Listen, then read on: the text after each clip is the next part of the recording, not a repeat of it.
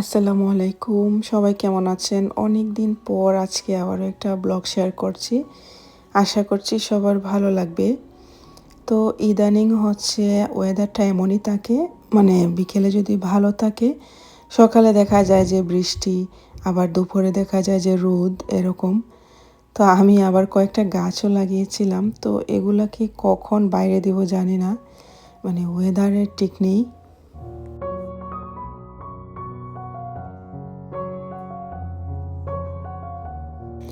এদিকে আয়নের বাবাকে বলেছিলাম কয়েকটা আম নিয়ে আসার জন্য, কাঁচা পাকা মিলে। তো ও হচ্ছে অনেকগুলো আম নিয়ে এসেছে।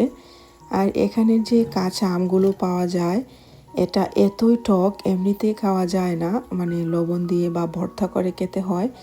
আর যেগুলো পাকা এগুলো এত মিষ্টি হয়, কোনো টকের চিহ্নই নেই এরকম। তো আমি ভাবলাম যে যেহেতু অনেকগুলো নিয়ে এসেছে, এর মধ্যে থেকে আমি কয়েকটা আচার বানিয়ে নিই। আমাদের দেশি আমের মতো এগুলা না, এগুলোর মতোই, মানে টেস্ট একদমই ভিন্ন।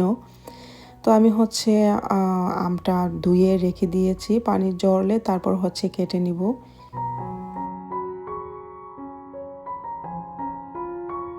ও হচ্ছে যেদিন ফ্রুটস নিয়ে আসবে, তো যত ধরনের ফ্রুটস হাতের নাগালে পাবে, ও হচ্ছে প্রায় মোটামুটি সবগুলোই অনেক বেশি পরিমাণে নিয়ে আসে, যেহেতু বাচ্চারাও পছন্দ করে। তো এদিকে হচ্ছে অনেকগুলো স্ট্রবেরি নিয়ে এসেছিল।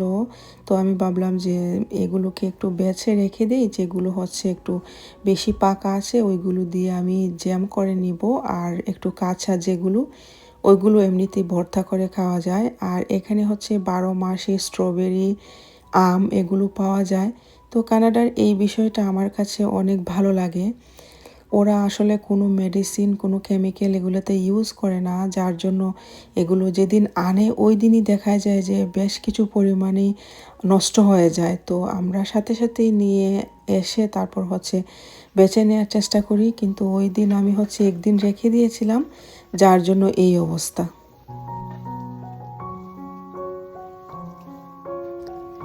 তারপর মেয়েদের যে কাজ, মানে ঘুম থেকে ওঠার পরই হচ্ছে আগে হচ্ছে সব কিছু ধুয়ে নাস্তা করে এইগুলো রাখতে হয়, মানে নাস্তা করার পর যেগুলো হয়। আর সকালবেলা দেখা যায় যে আমার এত বেশি তাড়াহুড়ো লাগে বাচ্চাদের স্কুলে দিয়ে, তারপর নাস্তা করে আবার হচ্ছে দুপুরে রান্নাবান্নার টাইম চলে আসে। এর আগের দিন হচ্ছে মান্থলি গ্রোসারিটা মনে হয় করেছিলাম। তো যেদিন গ্রোসারি করা হয় ওই দিন আর ফ্রিজে হাত দেওয়া যায় না, মানে হচ্ছে অনেক বেশি জ্যাম হয়ে যায়। কারণ হচ্ছে কয়েকদিনের খাবার যেহেতু স্টোর করতে হয়, যার জন্য কোনটা কোথায় রেখেছি, কোনটা কোথায় আগে ছিল ওইটাই খুঁজে নিতে নিতে আমার অনেক লেট হয়ে যায়। তো আমি হচ্ছে বাজারের আগের দিন হচ্ছে ফ্রিজটাকে একদমই ক্লিন করে রাখি। আর আগের যে ভেজিটেবলগুলো থাকে ওইগুলোকে সামনে রেখে দিই, যাতে করে হচ্ছে হাতের নাগালে থাকে।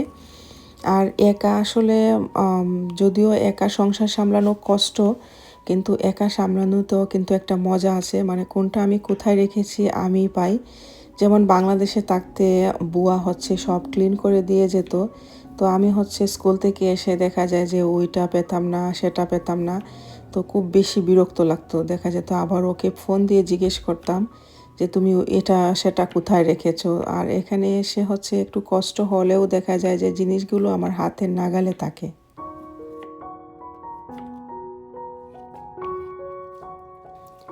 তো আজকে ভাবলাম যে আগের যে কিছু সবজি ছিল ওইগুলোকে কাজে লাগিয়ে নেই।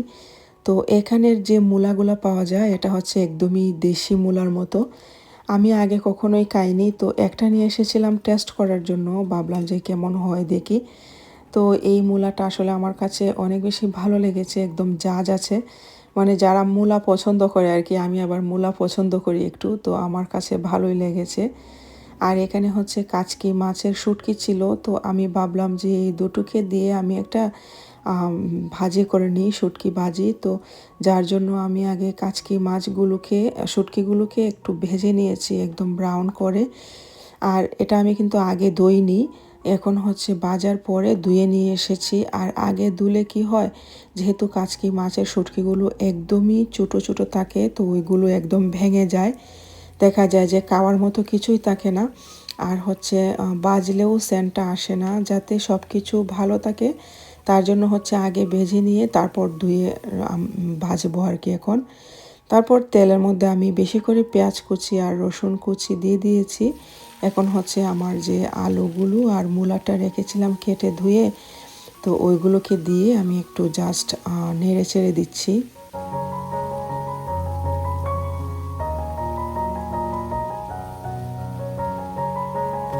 আর এখানে শুধু আমি সামান্য হচ্ছে মরিচ গুঁড়ো আর সামান্য হচ্ছে লবণ আর হলুদ গুঁড়ো ব্যবহার করব।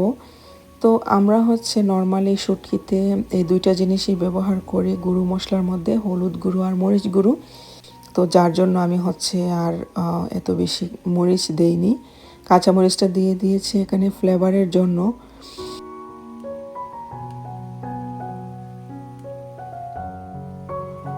যেদিন রান্না করি কয়েকটা তরকারি একসাথে রান্না করে রেখে দিই দুদিনের জন্য। আমি আবার বেশি দিন ফ্রিজে রেখে বা বেশি দিন তরকারি বাসি করে খেতে পারি না। এটা হচ্ছে বিদেশিরা মানে যারা বাইরে থাকে এটা সবাই করে, যে একদিন রান্না করে একদম এক সপ্তাহের জন্য রান্না করে রেখে দেয়।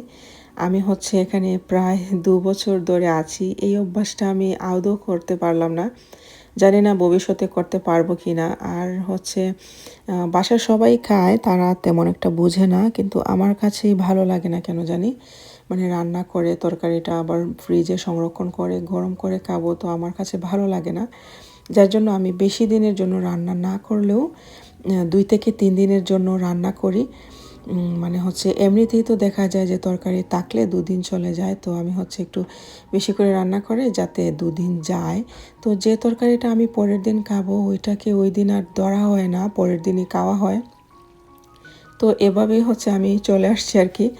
বাংলাদেশে থাকতে তো আসলে আর বাসি তরকারি খাওয়া লাগতো না, প্রতিদিনেরটা প্রতিদিনই যে দেখা যেত যে রান্না করা হতো, মানে ওই রকম টাইমটা বাংলাদেশে পাওয়া যেত। তার কারণ হচ্ছে ঘুম থেকে ওঠার পর থালা বাসন হাঁড়ি বাটি যা আছে সব কিছুই তো বুয়া ক্লিন করে দিয়ে যেত। দেখা যেত যে স্কুল থেকে আসার পর আমার একটাই কাজ থাকতো, যে রান্না করাটা।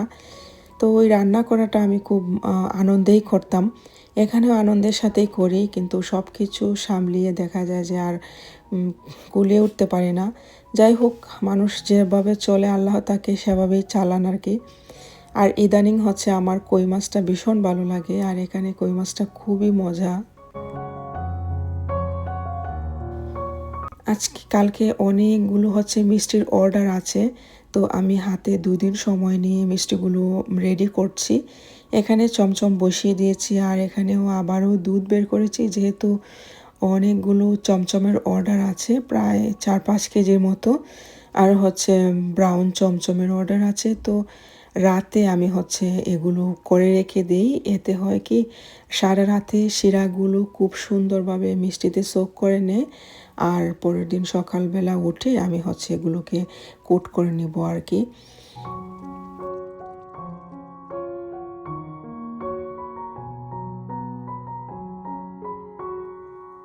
তো এটা হচ্ছে পরের দিন সকালবেলা আমি আবারও হচ্ছে চমচম বসিয়ে দিয়েছি ওইদিকে। আর এটা হচ্ছে কালো জাম, আমি একটু পরে ভেজে নিব। তো এদিকে শিরা বসিয়ে নিয়েছি, বসিয়ে একদম রেডি করে সব করে রেখেছি। তো আজকের ব্লগটা আপনাদের কাছে কেমন লেগেছে অবশ্যই জানাতে ভুলবেন না, এবং আমার ব্লগ ভালো লাগলে অবশ্যই আমার চ্যানেলটা সাবস্ক্রাইব করে দিবেন, এবং পাশে থাকার জন্য সবাইকে অনুরোধ করছি। ভালো থাকবেন সবাই, আসসালামু আলাইকুম।